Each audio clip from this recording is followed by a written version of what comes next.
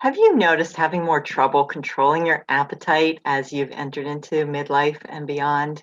It's a real problem for many women, and if you notice it, you are not alone. Today, we're going to share with you why appetite can increase during and after menopause, but more importantly, which nutrition and lifestyle strategies can help you manage this situation. For the best wellness and weight loss solutions for women over 50, be sure to subscribe to our channel and hit the bell to be notified when we post a new video. All right, so I can tell you, I totally noticed this. I was like, what is going on? I was hungry all the time after, it's probably after I turned 50, like right after my birthday. And I felt like I was just so hungry. I told Jane, we have to figure this out. It was driving me crazy, not only for my own sanity, but for our clients. And I had a lot of friends that were telling me the same thing. So, as usual, we dug into the research and found that there is, of course, a relationship between appetite and our hormones, but there's so much more to the puzzle than you might think. So, first off, it's important to note that when we talk about hormones, it's not just the three hormones, estrogen, progesterone, and testosterone, that we hear so much about. Hormones are basically chemical messengers that regulate various activities throughout our bodies. And there's much more than the three I just mentioned.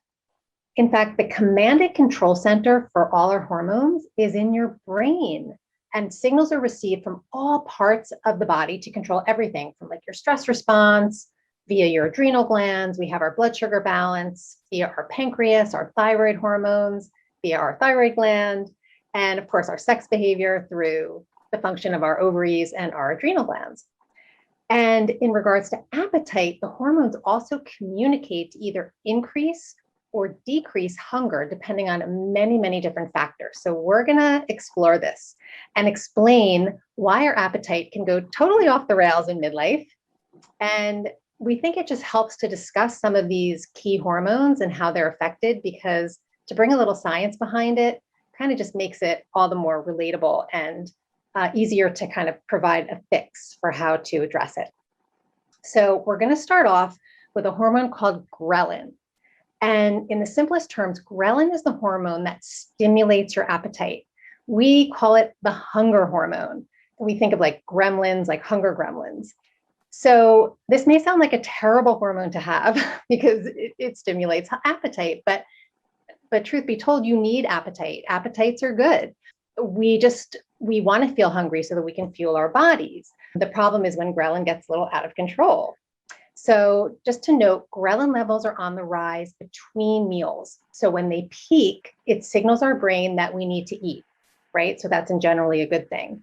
But starting in menopause, levels of the hormone increase more than we would like, which is one of the reasons that women find themselves frequently hungry during this time of life. So then we have leptin. Leptin is the opposite of ghrelin. That is the hormone that tells your brain to curb your appetite after eating. It's a really important part of appetite suppression. So leptin is actually made by our fat cells, and it travels through the bloodstream to the brain where it signals that you've had enough to eat. So as ghrelin levels fall during eating, leptin levels rise. Okay, so here's the problem that leptin levels tend to reduce throughout peri and postmenopause. Okay, it's kind of a bummer. So unfortunately, that means that it becomes harder for our bodies to sense fullness and stop eating. Okay, so far in menopause, we have our hunger hormone, ghrelin, increasing, and our fullness hormone, leptin, decreasing. So that's clearly one of the reasons that many women do experience this appetite increase. We also wanted to bring up this really important point that in regards to restrictive diets, it makes the whole scenario much worse. So for women who are going on diets that are really slashing their calories, like less than 1,200, 1,000, and they're exercising a lot, they can cause that. Lots of research has shown that causes ghrelin levels to increase. It increases your hunger hormone and a down regulation of leptin. It's kind of like your body trying to protect itself from starvation. And of course, this explains why hunger is also so rampant on very low calorie diets. So please keep that in mind before going on a super restrictive diet, which we don't subscribe to. All right, then on top of everything, there's the decrease in estrogen. And like leptin, estrogen actually serves to dampen appetite. One form of estrogen, estradiol, helps regulate metabolism and body weight. But as we know, estrogen declines in perimenopause and menopause, which is another reason why appetite might ramp up. Moving on, cortisol is another player, which has been shown to increase slowly after age 40 onwards. Elevated cortisol levels are of particular concern to perimenopausal and menopausal women because the combination of higher cortisol and lower estrogen can drive appetite even more. And also because stress itself, which increases cortisol, can drive the impulse to eat. And often this leads us to make some fairly poor food choices, the higher carb, higher sugar, more comfort type foods, which are not healthy for us and are gonna actually, in the end, increase appetite even more. All right, let's move on. We need to talk about insulin. So insulin is the hormone that escorts energy into the cells, and it's produced in response to a meal. When we eat too much sugar or refined carbohydrates, this is going to cause an overproduction of insulin and causing basically a sugar crash. And when this sugar crash happens, you feel an energy drop. And without enough energy, the body is going to crank up the demand for even more food, which it sees as energy. In addition, it feels the need to conserve energy, so it's going to lower the desire to move and get exercise. And when there's too much insulin, that is going to encourage us to be hungry and sluggish, in addition to promoting a storage of fat. So in menopause, it's also more common to develop insulin resistance, and that's when the cells are not enabling insulin to do its job. So that can happen more commonly when somebody is overweight, and it can totally compound the issues that I was just talking about.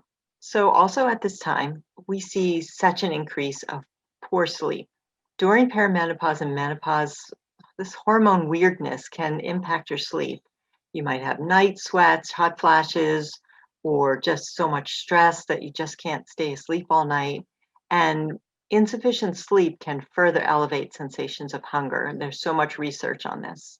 So now we want to hear from you. Let us know, have you noticed an increase in hunger since hitting perimenopause or menopause? Let us know in the comments below.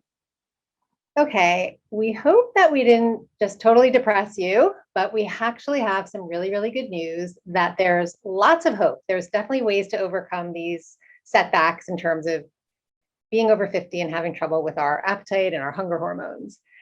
And the truth is that if you are noticing increased hunger, it's just so important to be paying attention to this now more than ever. And there are lots of things you can do with your diet and lifestyle that are going to make a difference.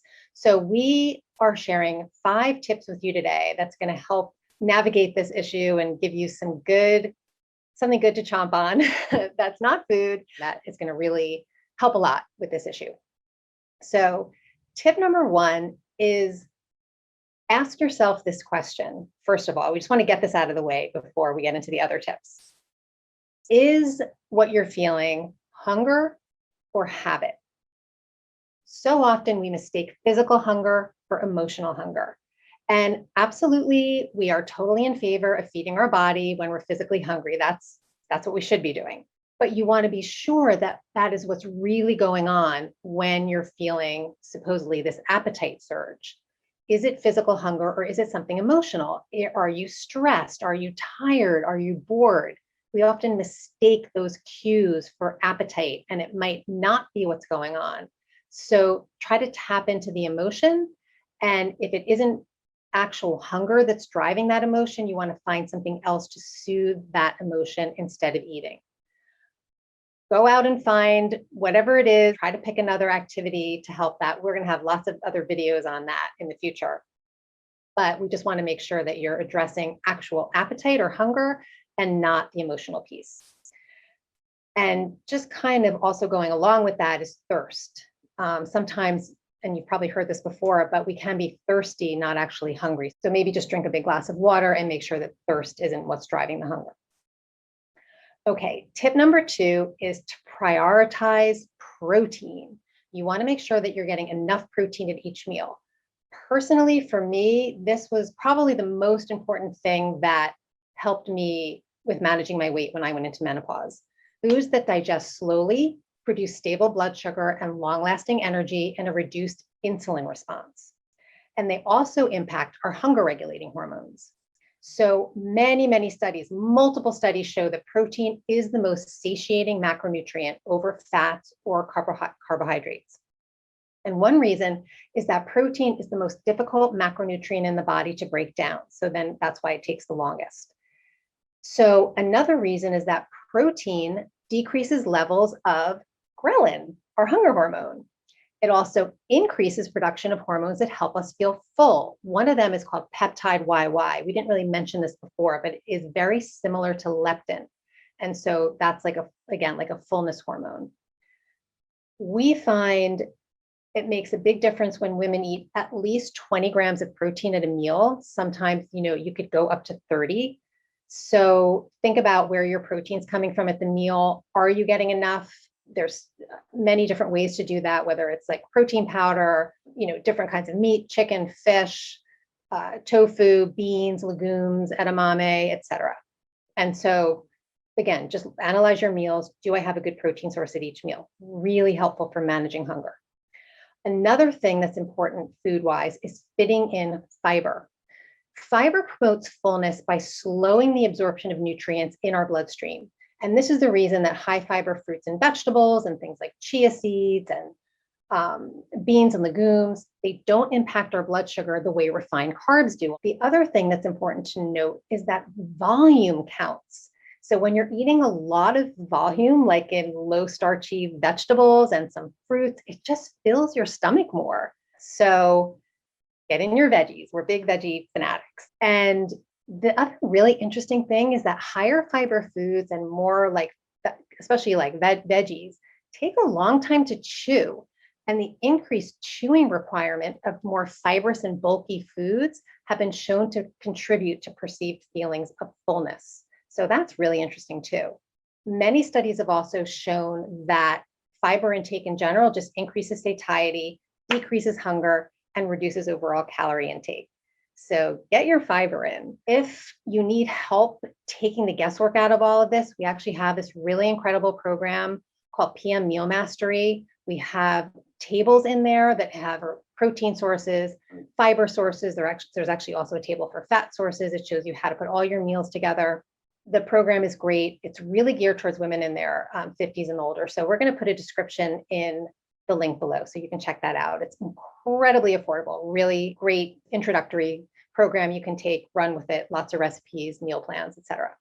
The final thing I want to mention is it's really helpful to structure your meals. So if you're the kind of person that is just kind of grabbing meals, you're not really on any kind of schedule, managing appetite and hunger can just be better controlled when you're having, let's say, 3 meals a day and 1 snack. Like it's just a bit more regulated. And you will probably find that that will also help control those blood sugar swings and managing your appetite and hunger. So tip number 4, lift up your lifestyle. All right, let's talk about a couple lifestyle things that will definitely help. And I can say for sure this helped me probably maybe even more than changing the food around. So inadequate sleep messes with our hormones, in particular those involved with metabolism and hunger. So studies show that individuals running on less than 6 hours sleep report increased sense of overall hunger and food cravings. Lack of sleep directly decreases leptin, increases ghrelin, and also increases cortisol. And as we mentioned earlier, cortisol increases our hunger and cravings, particularly towards those more high comfort, high carb, high calorie type foods. And these comforting foods, the reason we crave them is because they cause a release of serotonin, which is the feel-good hormone. But that can really draw you off path for sure when you go towards those more high comfort foods. And we could go on and on about the effect of sleep and appetite, but prioritizing sleep is definitely a lifestyle that is important at this time. In addition to sleep, managing stress is huge in the appetite game. So, for most of our clients, stress eating is really the number one eating trigger, and research backs this up. One recent animal study actually found that female monkeys chronically exposed to stress overate calorie-rich foods, unlike their calm counterparts. So they also ate more throughout the day and the evening, while the chilled out chimps naturally restricted their eating to daytime hours only. And we see this a lot in our practice, that when our clients feel calmer, they are more able to control their emotional eating. So some ways to combat stress is through meditation, deep breathing. We use essential oils a lot in our practice because it offers such a quick support there. And finally, tip number 5 is two promising compounds and research that backs up that these two compounds can help with appetite control. So one is acetic acid, which is a chemical compound found most commonly in vinegar. Vinegar has also been linked to regulating blood sugar and supporting digestion, so vinegar is a triple win here. And then there's EGCG, which is a compound found in green tea and to a lesser degree in apples and blackberries. And and matcha, which is a special form of powdered green tea leaves, is even higher in the EGCG. EGCG has been found to slow down gastric emptying, and one study found that people who took EGCG felt more satisfied 90 minutes after eating than those who didn't take it. So if you're looking for an appetite dampening effect, try our Hunger Ease Elixir, which we will post below. So working on these 5 tips can really make a difference with appetite, especially as we hit the perimenopause and menopause years. It doesn't have to be a negative thing at this time in our lives. This time can be as enjoyable as we can really start exploring more and taking care of me time. It's just that you need to know what to do. So be sure to like, subscribe, and click the bell so you'll be notified when we release a video. And also check out our next video for even more support on managing weight and health after 50.